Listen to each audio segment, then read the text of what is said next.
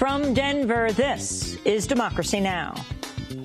The Republican Democratic parties, who exert near absolute control over these public forums, have determined and made sure that no third-party voices are ever seen on the debate stage and can challenge their dominance of our political system.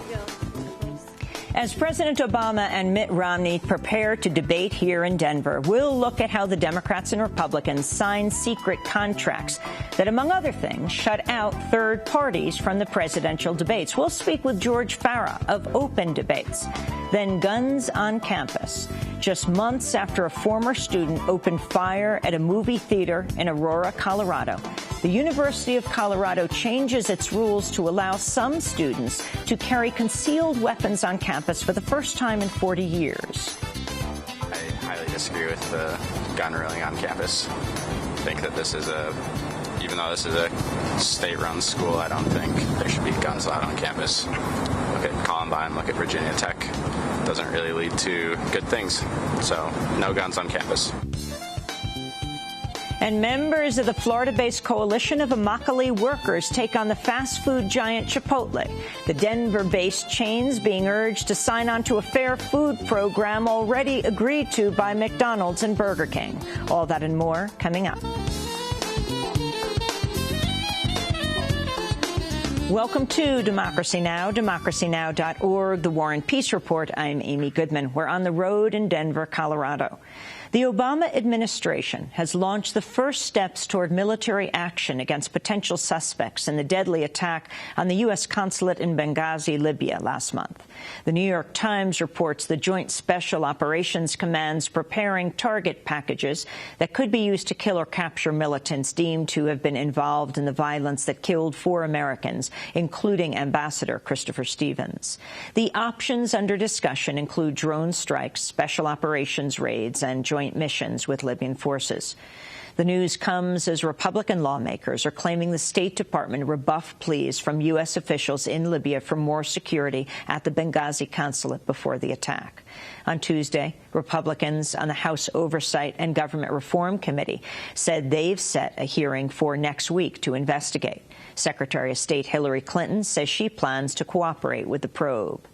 A Pennsylvania judge has struck down the state's election law requiring voters to show photo ID. Pennsylvania's law allowed voting only to those who could produce a state driver's license, government employee ID, or a state non-driver ID card. But on Tuesday, Commonwealth Court Judge Robert Simpson ruled the state doesn't have enough time to adequately provide ID to all those who need it in time for the November 6 election. The law was among the strictest to pass as part of a nationwide effort critics say is aimed at disenfranchising lower-income residents and people of color who tend to vote Democratic. After its passage earlier this year, Pennsylvania's Republican House Majority Leader Mike Turzai had predicted the law would help Romney win the state. Although it won't take effect now, Tuesday's ruling does pave the way for its use in future elections. Mississippi also announced on Tuesday it won't enforce its law requiring photo ID at the polls. The law was put on hold after the Justice Department demanded proof the measure would not violate the Voting Rights Act. Early voting, meanwhile, has begun in the battleground state of Ohio, with some voters camping out overnight in order to cast their ballots. Ohio is the 7th state to begin early voting, along with Idaho, South Dakota, Vermont, Wyoming, Iowa, and Nebraska. President Obama and Republican candidate Mitt Romney face off in Denver tonight for the first debate of the presidential campaign. On Tuesday, Vice President Joe Biden drew ridicule from Republicans after saying the middle class has been buried the last 4 years.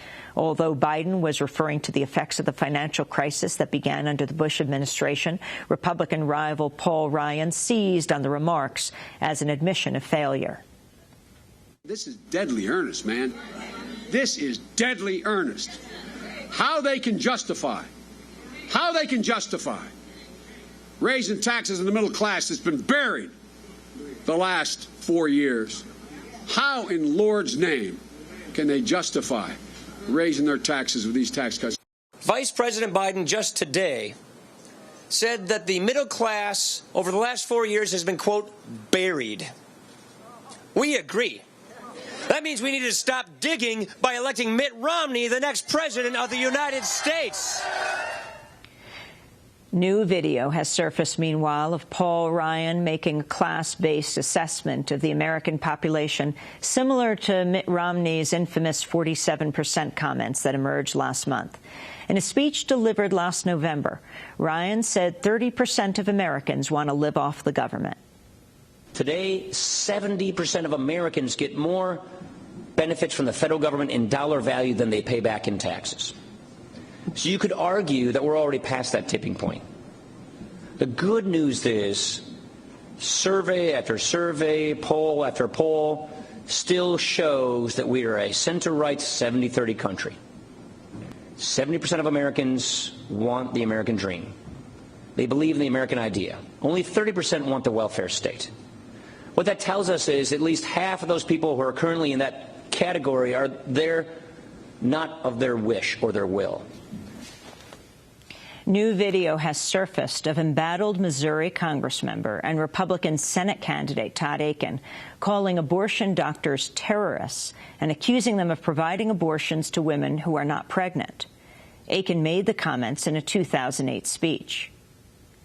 It's no big surprise that we fight the terrorists, because they are fundamentally un-American, and yet we have terrorists in our own culture called abortionists. Who wants to be at the very bottom of the food chain of the medical profession? And what sort of places do these bottom of the food chain doctors work in? Places that are really a pit. You find that along with the culture of death go all kinds of other law breaking, the not following good sanitary procedure, giving abortions to women who are not actually pregnant, cheating on taxes, all these kinds of things, a misuse of anesthetics so that people die or almost die. Congressmember Akin is currently in a tight race with Democratic incumbent Senator Claire McCaskill. He sparked national outrage in August when he claimed that women have the ability to suppress conception in cases of what he called legitimate rape. An appeals court has overturned a federal judge's recent decision to block a controversial statute that gave the government the power to carry out indefinite detention.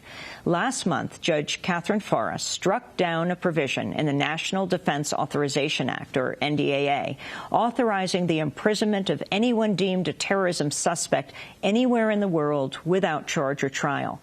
A group of journalists, scholars, and political activists had brought the case, arguing the provision was so broad it could easily infringe on freedom of speech.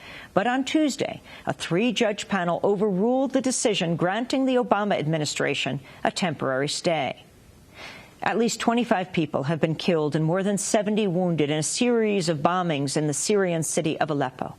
The attack reportedly struck at a public square near a site for Syrian military officers. Opposition activists claim most of the victims were Syrian military. In Bahrain, clashes erupted Tuesday at the funeral of a protester jailed during last year's pro-democracy uprising. The victim suffered sickle cell disease, and fellow demonstrators say he died after being denied medical care.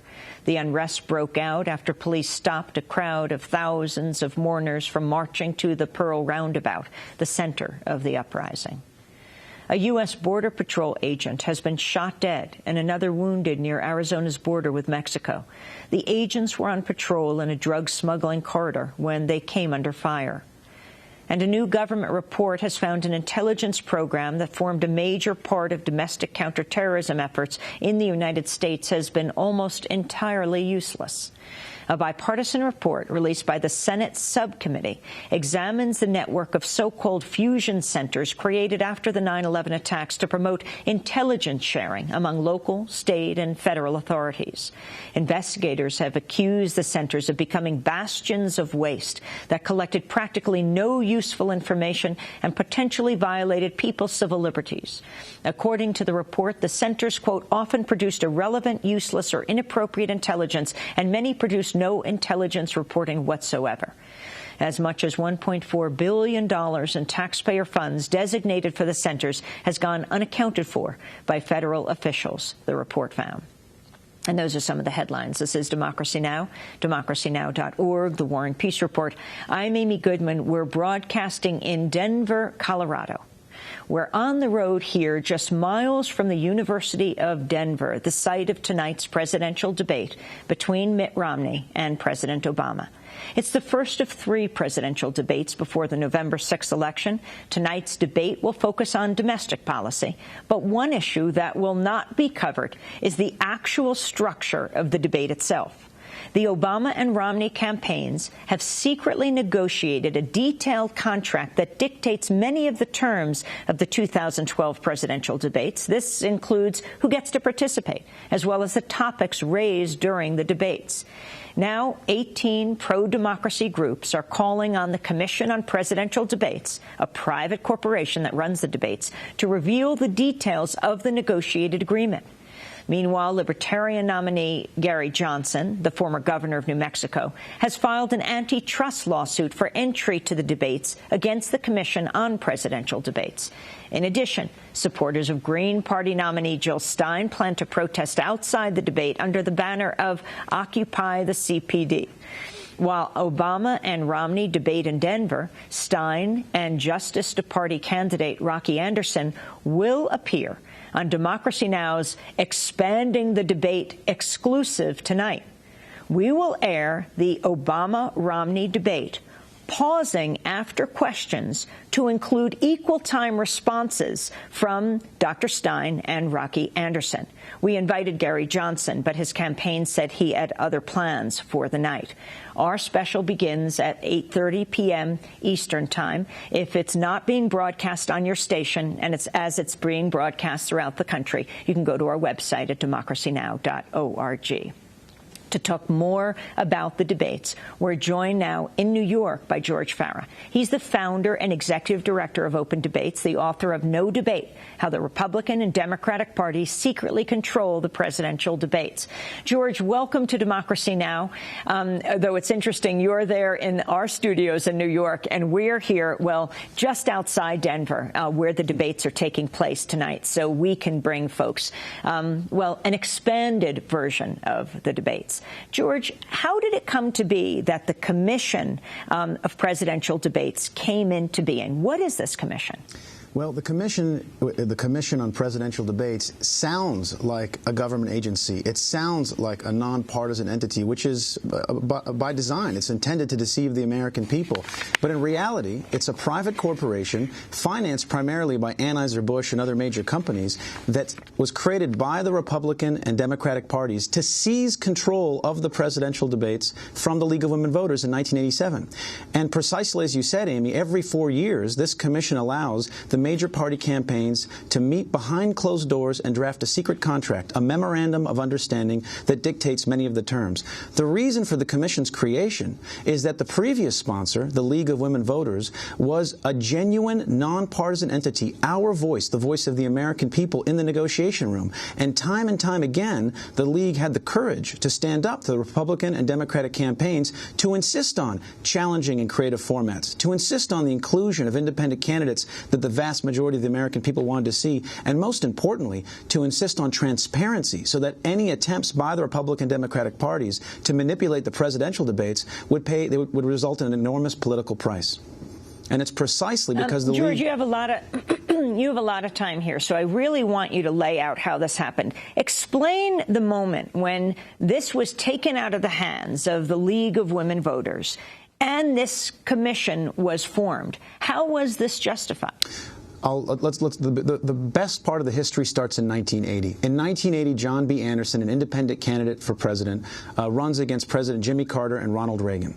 President Jimmy Carter absolutely opposed independent candidate John Anderson's participation in the presidential debates, and the League had a choice. Do they support the independent candidate's participation and defy the wishes of the President of the United States, or do they capitulate to the demands of President Jimmy Carter? The League did the right thing. It stood up to the President of the United States, invited John B. Anderson. The President refused to show up. The League went forward anyway and had a presidential debate that was watched by 55 million Americans. You fast forward 4 years later, Amy, and the Walter Mondale and Ronald Reagan campaigns vetoed vetoed 80 of the moderators that the League of Women Voters had proposed for the debates. They were simply trying to get rid of 80? 80. They were trying to get rid of difficult questions. 80? 80. And the League didn't just, say, okay, that's fine. We'll allow you to select a moderator that's going to ask softball questions. The League held a press conference and lambasted the campaigns for trying to get rid of difficult questions. And of course, there was a public outcry. So the League marshaled public support to criticize the campaigns when they attempted to defy our democratic process. And as the result was fantastic. For the next debate, the campaigns were required to accept the League's proposed moderators for fear of an additional public outcry. And you fast forward 4 more years later, and you have the Michael Dukakis and George Bush campaigns, the Republican and Democratic nominees, drafting the first ever 12-page secret debate contract. They gave it to the League of Women Voters and said, please implement this. And the League said, are you kidding me? We're not going to implement a secret contract that dictates the terms of the format. Instead, they released the contract to the public, and they held a press conference accusing the candidates of, quote, perpetrating a fraud on the American people, end quote, and refusing to be, this is another quote, an accessory to the hoodwinking of the American people. Well, Amy, conveniently, just a year earlier, the Republican and Democratic parties had ratified an agreement to, quote, take over the presidential debates. And they created this artifice, this commission. And the commission was waiting in the wings and stepped right in and implemented the very same 12-page contract that the League had so effectively denounced. And ever since, we have tell us what, since the League did release it, the League of Women Voters at the time, what was in this 12-page contract, at least then? And the 12-page contract then said very specific provisions that the candidates cannot actually ask each other any questions during the debates, that no third-party candidates will be permitted to participate in those events, that there will be a certain number of audience members will be supporters of the various candidates. Actually, it's quite tame compared to the contracts that we've seen in recent years. That contract was 12 pages. The 2004 contract that we've managed to obtain a copy of was 32 pages. So over time, the candidates have made even greater efforts to control various components of the debates to eliminate both third-party candidates, unpredictable questions, and any threat to their dominance in our political process. So this commission, talk about the heads of the commission and who they are, who they were when it started, Frank Fahrenkopf and Paul Kirk, and who they are today, and who they represent. Frank Fahrenkopf and Paul Kirk were the original co-chairs of the Commission on Presidential Debates. Frank Fahrenkopf is the former chair of the Republican Party, and Paul Kirk is the former chair of the Democratic Party. And when they created the commission, for 15 months, they simultaneously served as co-chairs of their respective parties and the commission. So it was, of course, by definition, an entity that was absolutely loyal to the two parties. Well, guess what? Frank Fahrenkopf still is co-chair of the Commission on Presidential Debates decades later, and he has one other job, his day job. He's the director of the American Gaming Association. In other words, he's the nation's leading gambling lobbyist. When I asked Frank, hey, do you feel comfortable having beer and tobacco companies paying for our most important election events, our presidential debates? He said, boy, you're talking to the wrong guy. I represent the gambling industry.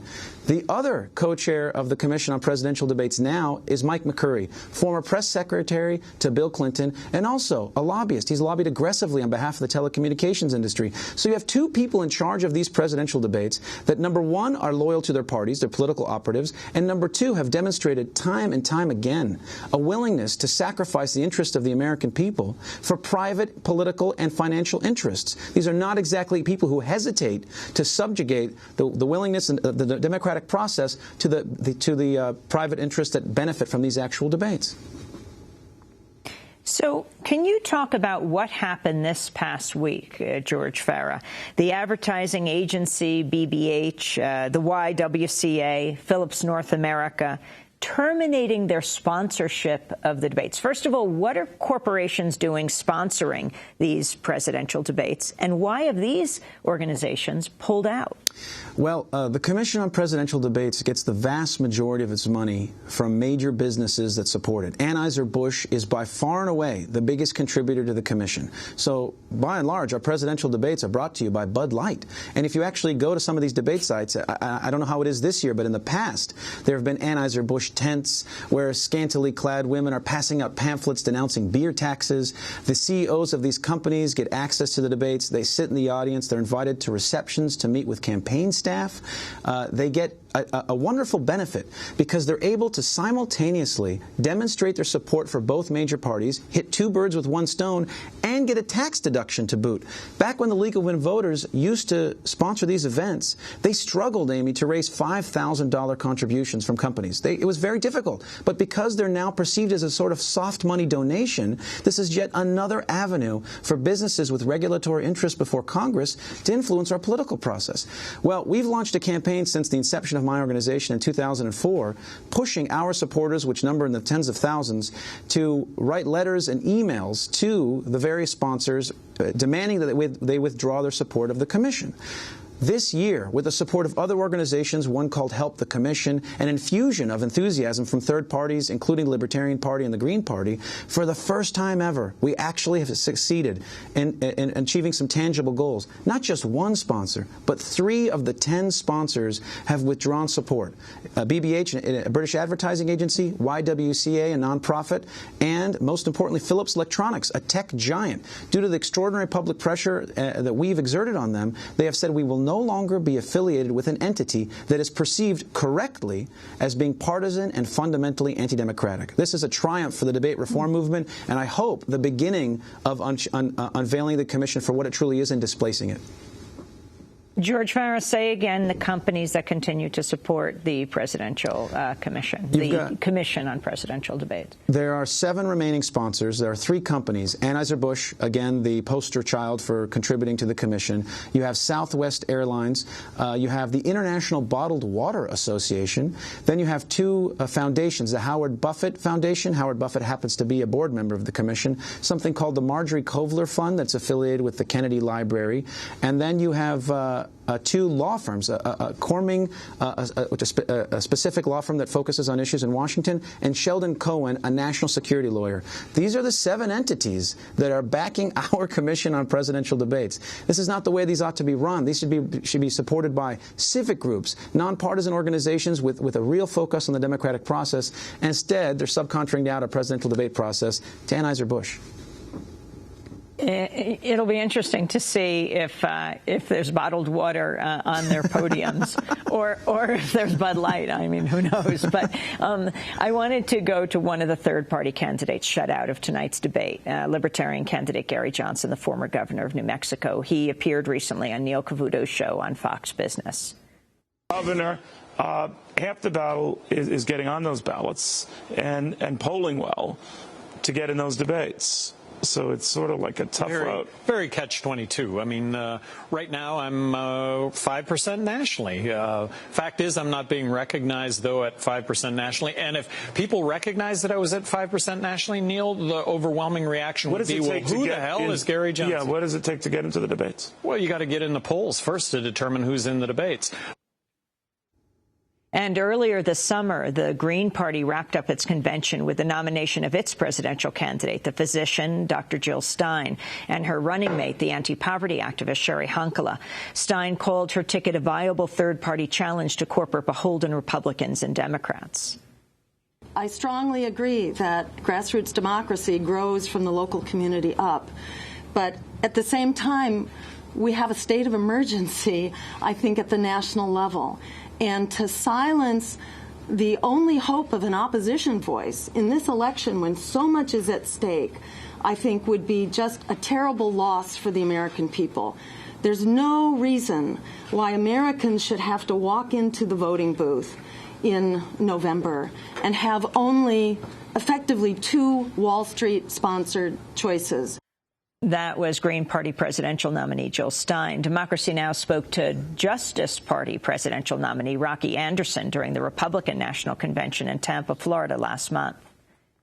These 2 parties, Republicans and Democrats, have a stranglehold on our democracy.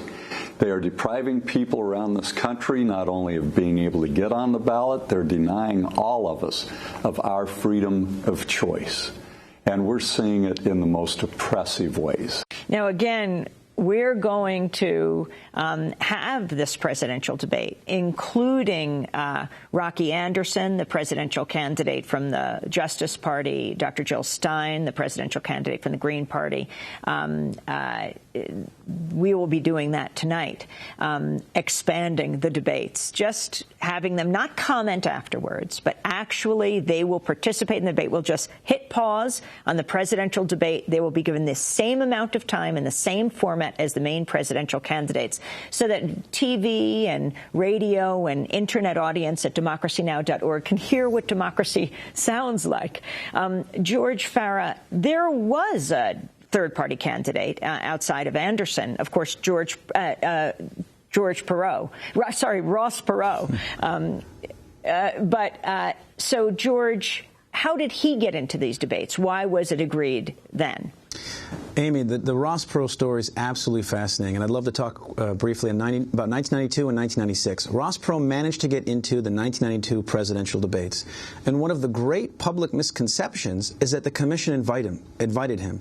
The commission loves to take credit for it as well. They said, look, we are not as bipartisan or as partisan as people accuse us of being. We included Ross Perot in 1992. That's not what happened. President George H.W. Bush believed strategically that Ross Perot was taking votes from then-challenger Bill Clinton.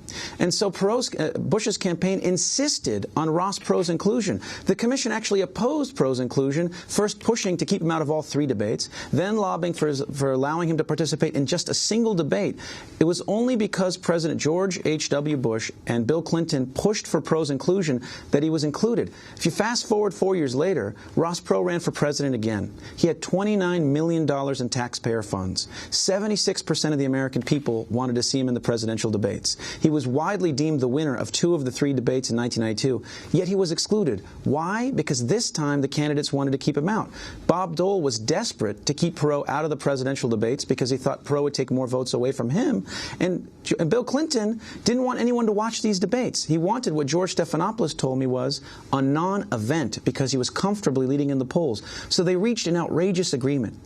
Bill Clinton agreed to exclude Perot on the condition that one of the 3 debates was canceled and the remaining 2 debates were scheduled opposite the World Series of baseball, and no follow-up questions were asked. So this is what viewers at home got. They got no Perot, they got 2 debates at the same time as baseball, and they had no follow-up questions, and as exactly what President Bill Clinton wanted by design, the lowest debate audience in the history of presidential debates. And who took the heat? Not the candidates. The candidates never paid a political price. The polls after the debate showed that 50% of the public blamed the commission, only 13% blamed President Clinton, and only 5% blamed Bob Dole. In other words, the critical role the commission plays is allowing the candidates to engage in anti-democratic manipulations behind closed doors without having to pay a political price. If Bob Dole and Bill Clinton had to look in the camera, and tell the American people, we're going to keep a candidate out that you're paying for, that you're supporting, and that you want to see, they would never have had the courage to do so. It would have been perceived as cowardly, and they would have been forced to allow Ross Perot on that stage. What about this comment that Gary Johnson made, the former governor of New Mexico, who's running for president on the Libertarian line?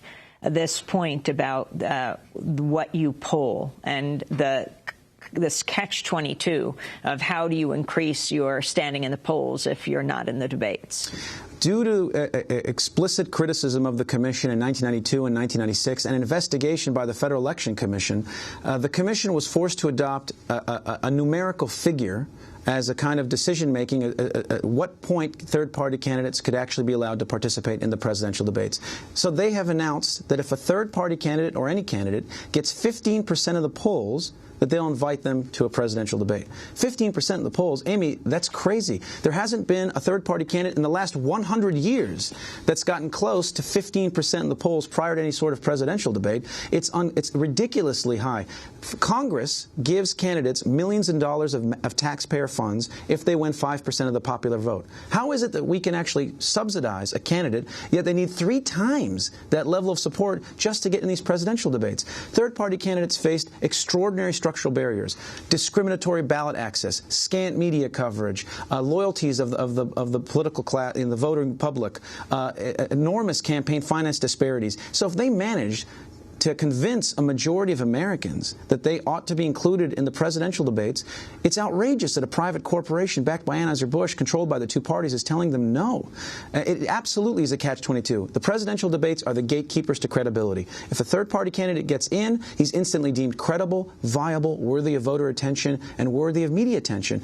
But if he's excluded, he's dismissed as marginal, unworthy of voter attention or media attention, and his campaign is relegated in many ways to the dustbins of history. This is outrageous that the gatekeepers to our election process are not nonpartisan entities like the League, but partisan individuals with loyalties to the Republican Democratic parties.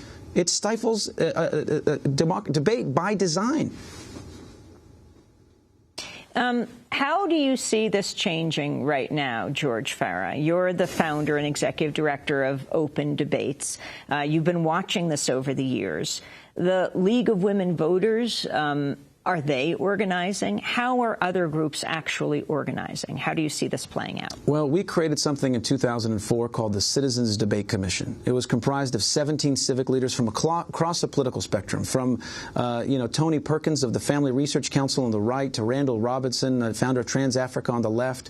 It was backed by 60 civic groups on its advisory board, 23 newspapers around the country, from the LA Times to the Seattle Times, editorialized in support of the Citizens Debate Commission, and its specific purpose was clear. We were going to break the monopoly that the Commission exerts over our presidential debate process.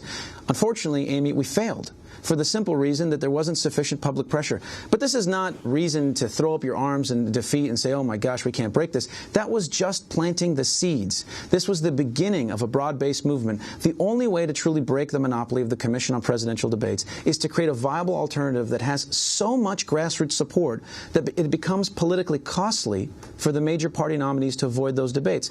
Once upon a time, the major party candidates could avoid debates altogether. There weren't presidential debates in 1964, 68, and 72 because it wasn't expected. Now, any major party candidate seen avoiding the debates looks cowardly. It's impossible. They must debate, whether they like it or not. We just want to take that expectation the public has and elevate it so that not only will a candidate pay a price if they avoid debates, but they'll pay a political price if they avoid real debates that they aren't controlling. So this is a matter of evolving and pushing the public expectation. And step by step, I think we're going to succeed. It's just a matter of time. The fact that 3 of the 10 sponsors this election cycle withdrew their support is testimony to the fact that it is now becoming expensive to being too politically associated with the Commission. If we can broaden that attack to not just include corporations, but actually the individual candidates, we're going to start to see some headway. We're going to start to break the Commission's monopoly. George Farah, I want to thank you for being with us, founder and executive director of Open Debates, also author of No Debate, How the Republican and Democratic Parties Secretly Control the Presidential Debates. He'll be joining us tonight. We'll be starting a half hour before the actual presidential debate at 8:30 Eastern Standard Time. Vincent Harding will also be with us, close ally of Dr. Martin Luther King. He's based here in Denver, helped to write the speech that Dr. King gave at Riverside Church in New York, why he opposed the war in Vietnam a year to the day before Dr. King was assassinated. And then we start the debate exactly at 9 Eastern Time, just as the debate begins here in Denver. We will broadcast the debate. It is moderated by Jim Lehrer of the PBS NewsHour. He'll put the questions to the major party candidates, Mitt Romney and President Barack Obama. And then we'll hit pause. We'll expand the debate. The candidates will be here with us in the studio, also in Denver, Dr. Jill Stein and Rocky Anderson, both presidential candidates, third parties. Gary Johnson was invited, but he won't be in the city. And we will expand the debate just as if they were standing right there at the University of Denver. This is Democracy Now!, democracynow.org, The War and Peace Report. Check democracynow.org. Back in a minute.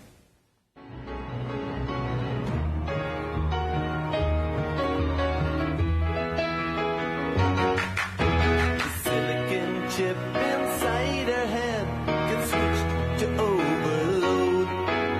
And nobody's gonna go to school today. She's gonna make them stay at home. Daddy doesn't understand it. He always said she was good as gold. And he can see no reasons, 'cause there are no reasons. What reason do you need to be shown? Tell me why.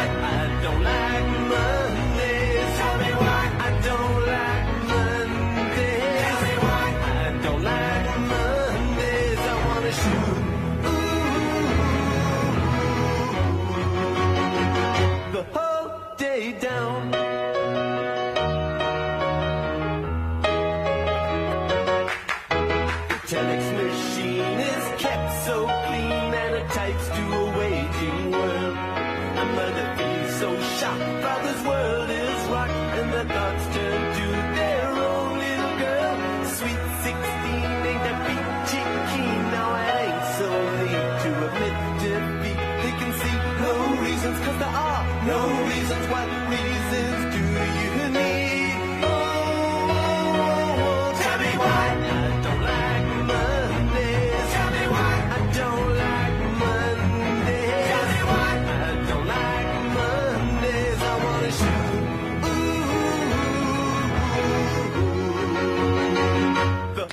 That song, Boomtown Rats, I Don't Like Mondays, a song inspired by remarks made by convicted murderer Brenda Ann Spencer, who at the age of 16 went on a shooting spree at an elementary school in 1979. Spencer showed no remorse for her crime, and her full explanation for her actions was, "I don't like Mondays. This livens up the day."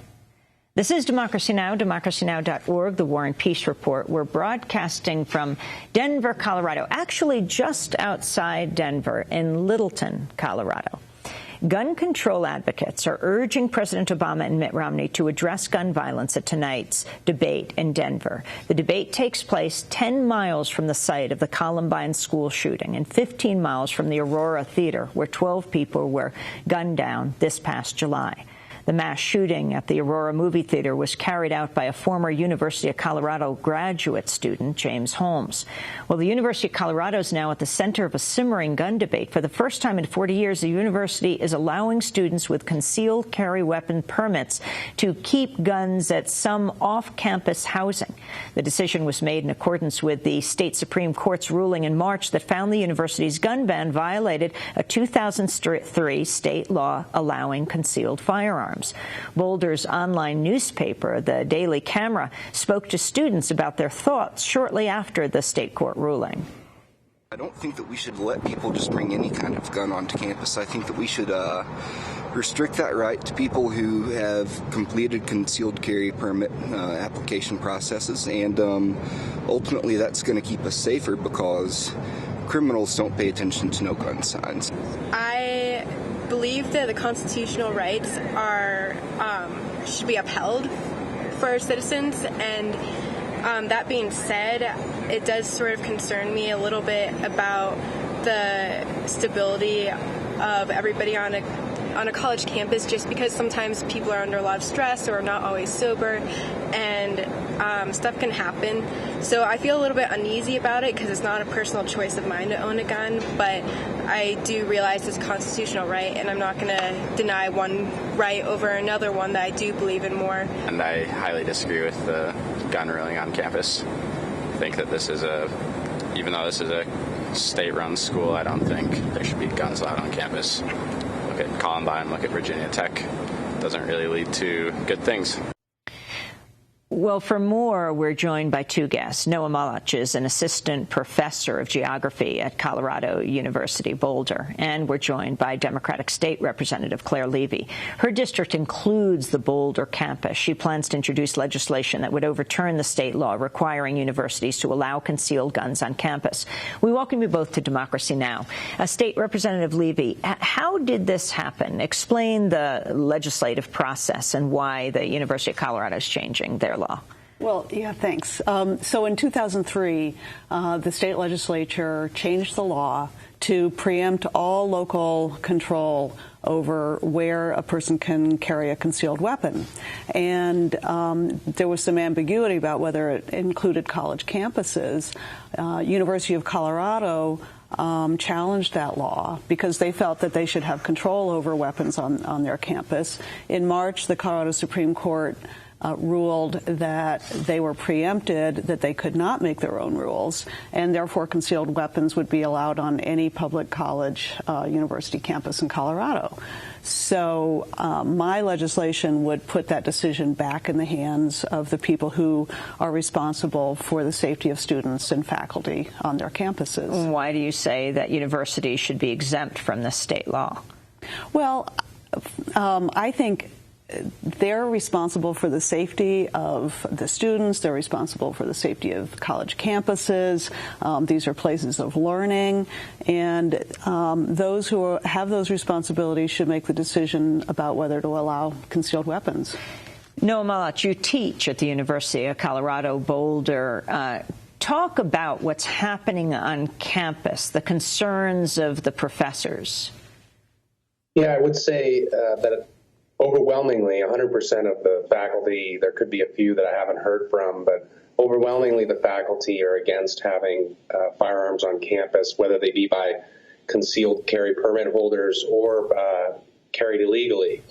And there's a couple of reasons for that. One is that we have judgments levied upon students and classes. We have a relatively high dropout rate, and so we do have students that go through some pretty unpleasant experiences sometimes in their during their 4 years at the university. They're also growing a lot as individuals, and so through that process, sometimes they go through some emotional stress, and having firearms injected into that environment, I think, is unhealthy. There's also a lot of dissenting views expressed on campus. We have all political spectrums represented on campus voicing their opinions on many different issues, and having firearms present in those kinds of discussions is also, I think, potentially volatile. So your concern, your own personal concerns about, for example, grading students? Yeah, I connect with my students, I think, on a pretty deep level, and not only during a lecture, but also when I pass out their graded exams. And in some cases, that failing grade that I might have to issue to a student as part of my duties as a professor could be that final failing grade that pushes them out of the university. And that has a potentially big impact on their life. And that's a potential for some irrational behavior. After all, they are just human beings. I wouldn't necessarily want a firearm in my own pocket throughout my daily experiences, and I wouldn't expect that most human beings should be trusted to behave appropriately with a firearm in their pocket under those kinds of circumstances. You know, last night I was giving a talk at the Unity Church in Boulder, and someone was speaking to a woman who had come up to me and said, "Are you carrying?" And I thought, this is a very rude question to ask if she's pregnant. And then the person said, "No, I meant, are you carrying a weapon?" I'm not used to those kinds of questions, the whole idea of concealed weapons, you know, here in Colorado. Well, I think that there are, Colorado is a very diverse state. It's in some ways a microcosm of the country. I've lived on the western slope of Colorado, which is politically very different from the metropolitan areas of Denver and Boulder.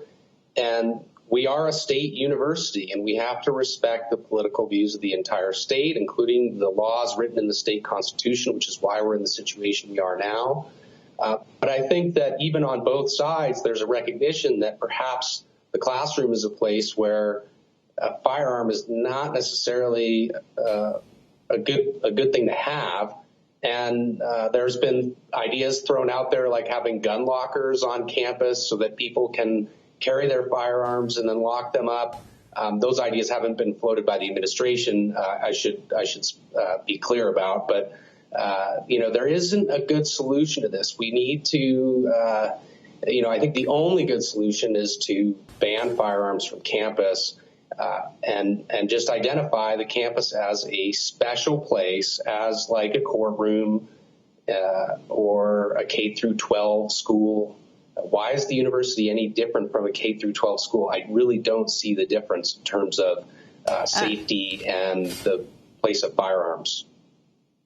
I want to turn to an interview that Fox News did with Michael Guzman, a member of the national group Students for Concealed Carry on campus. He explained why he believes students with concealed handgun permits should be able to carry guns on campus. The only thing we're advocating is that people that already have a concealed handgun license that already carry in their everyday life when they go to the bank, the grocery store, shopping mall, theaters, to go ahead and allow them to carry on campus. We don't feel that the campus is some magical environment when, as soon as they step foot on there, that they lose all sense of logic and reason. State Legislator Levy, your response? Well, I think it's really kind of absurd. I don't know a better word for it, to think that people should be walking around going to class with guns on their person. It's, you know, you've come to college to get an education. It's a safe place. Statistically, it's one of the safest places you can be. And, you know, there's a mentality that carrying a weapon should be an everyday occurrence, that it's, you know, when you get ready to go to class, when you get ready to go to dinner, that you get, you know, pick up your wallet, pick up your books, and get your gun. It's just absurd is the only word that comes to mind. In August, the University of Colorado announced that students carrying guns would be allowed to keep weapons in a limited number of family housing units rather than campus dorms. This is how James Manley of the Mountain States Legal Foundation reacted to the news. It's sort of the policy of separate but equal. If you want to exercise your Second Amendment rights, you have to live in a segregated dorm, essentially. It's probably going to be the safest dorm on campus. I know a lot of people who don't have concealed carry permits are asking how they can live in that dorm because they know it's not going to get robbed and criminals aren't going to target it. Professor Noah Molech? Yeah, if I were, you know, the family housing is housing for representatives of the university, students of the university who have families. And if I had a family as a student, I would be rather appalled at the idea that everyone with a gun is going to be placed next door to me.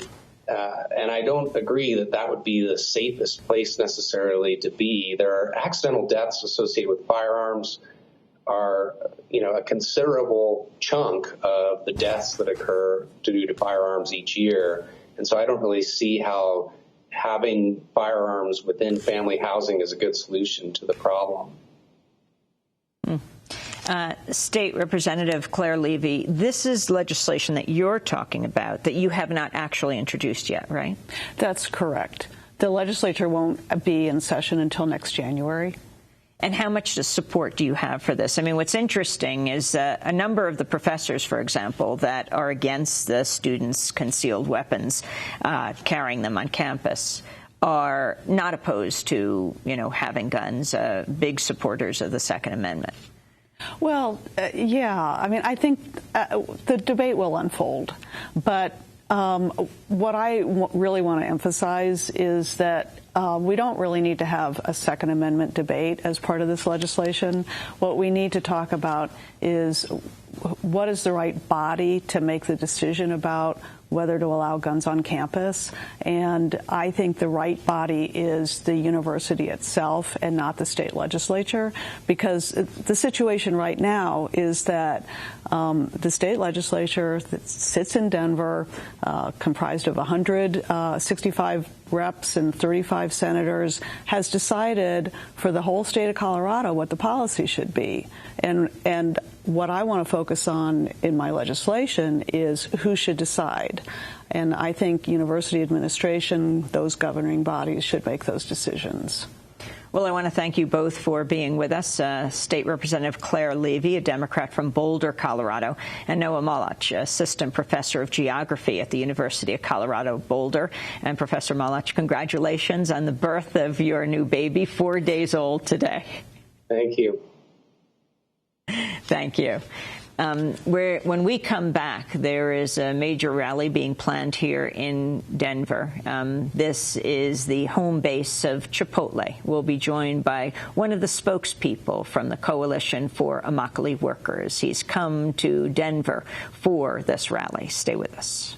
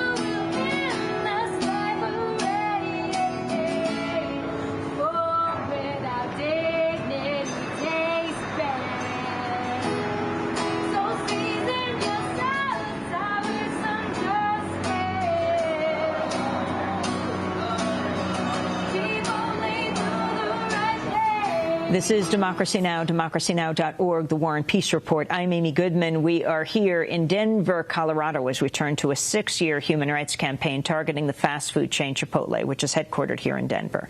The first Chipotle Mexican grill opened here in 1993 with the goal of serving a healthier version of fast food, such as burritos made from sustainable and naturally raised ingredients. The vision grew as the company expanded nationwide and is summed up in its motto, Food with Integrity, which is promoted in videos like this one.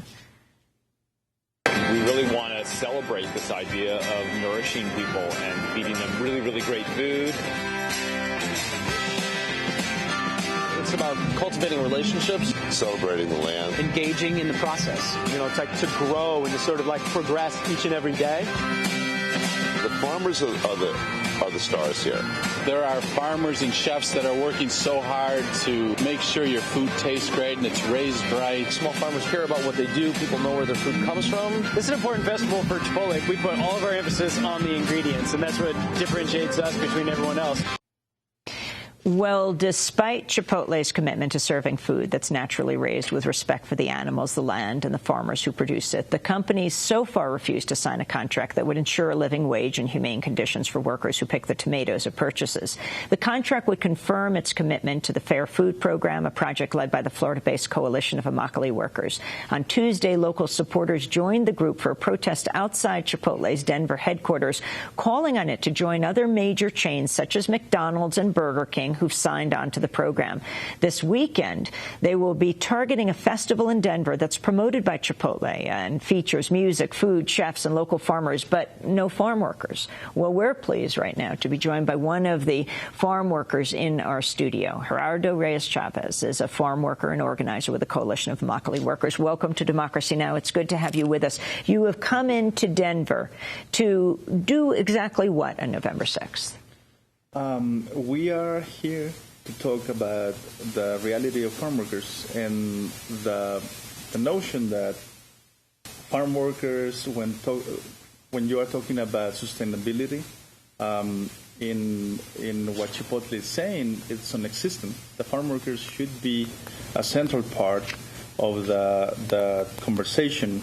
And I'm going to fix your audio in a minute, so while we fix it, I want to go to a comment of Chipotle. Chipotle was not able to join us on the show today, but we did speak with them by phone. I want to play a short interview Democracy Now! Producer Renee Feltz did Tuesday with Chipotle's communications director, Chris Arnold. Renee began by asking Arnold why the companies refused to sign the Committee of Immokalee Workers agreement to participate in the Fair Food Program. This was Chipotle's response.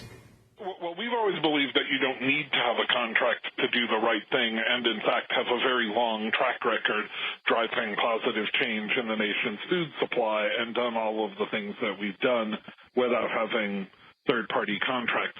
In terms of the transparency of auditing, I would say two things.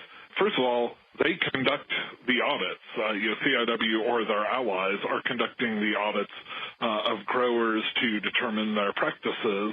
As it relates to our purchases, we provide records of our Florida tomato purchases to CIW's auditors so they can see what we're buying from whom and for how much. And what about the reason that Chipotle will not sign the contract? What are your concerns? Well, the last time that we looked at this, which was about 3 years ago, there were provisions in the agreement that we had trouble with. The agreement takes into consideration only variables that matter to CIW, and there are a lot of things that matter to us in terms of sourcing the ingredients that we use. So the thing that gave us, the point that gave us the most concern was that at the time there were no growers initially who were participating in CIW's program, and then only one initially when the first grower came online. And yet the agreement requires that if you go outside of that system, you do so only with CIW's approval. And that's not a degree of control over our supply that we're going to relinquish to anybody. If we can't get ingredients that meet our high standards, we need to have the flexibility to go to other sources. We're not going to compromise the quality of the food that we serve, and in effect, that provision in the agreement would have required that. Now, things have changed some since we looked at that agreement, and today, 90% of Florida's tomatoes are grown under that agreement. So it's entirely possible that it's no longer an issue. So do you think that the company may reconsider now to sign the contract, in part, for example, because the Coalition of Immokalee Workers has presented the failure to sign the contract so far possibly as putting concerns over quality over concerns about the human rights of the workers? So do you think that Chipotle may now reconsider signing the contract with them for the Fair Food program? Yeah, I think that's certainly a possibility. That's Chris Arnold, spokesperson for Chipotle, speaking to Democracy Now!'s Renee Feltz. Gerardo Reyes Chavez, he's saying that they are weighing signing on to this contract. Yeah, there's been 6 years since they were first approached, and there's been a lot of agreements that have been signed with other corporations, 10 in total, Taco Bell, McDonald's, Burger King, just to give a few examples. Through the Campaign for Fair Food, which is the approach that consumers nationwide are taking with us to convince corporations, to motivate them to do the right thing, we have been able to create a Fair Food program, which is addressing the abuses that have been historically happening in the tomato industry. For the first time, we created a whole new system to eliminate the abuses, identify where abuses are going on, and uproot them from the system. This is an opportunity for Chipotle to do the right thing. They claim that they sell food with integrity, and they are really focused on the sustainability part of that conversation as one of the main spokes corporations. And what we are saying is this is an opportunity for them to make it a reality. But they say they're making it a reality even without signing, that 90% of the tomatoes grown in Florida actually use this contract. It is true that 90% of the tomato industry is on board with us, but the question is, all of them need the support of the corporations buying, and the corporations need to pay a premium that addresses the poverty wages, and the corporations need also to be able to cut purchases if necessary when there are abuses that are violated. So very quickly, October 6th, I had missaid November 6th, October 6th, this Saturday, you're having a rally here. Your message to Chipotle at this big festival? Yeah, they are going to be talking about how good of corporation they are, and we're going to be there to remind people that without workers, there is no food. With integrity or without integrity, there's no food, period. No. I want to thank you very much for being with us, Gerardo Reyes Chavez, farm worker organizer with the Coalition of Immokalee Workers. And that does it for the show. Tune in tonight to our debate coverage as we expand it to include third-party candidates here in Denver. We'll be beginning at 8:30 Eastern Time. Your TV or radio station might be running it, but also you can go to democracynow.org. Democracy Now! Is on a 100-city tour. We'll be in Colorado Springs on Thursday night, then on to the Western Slope. Check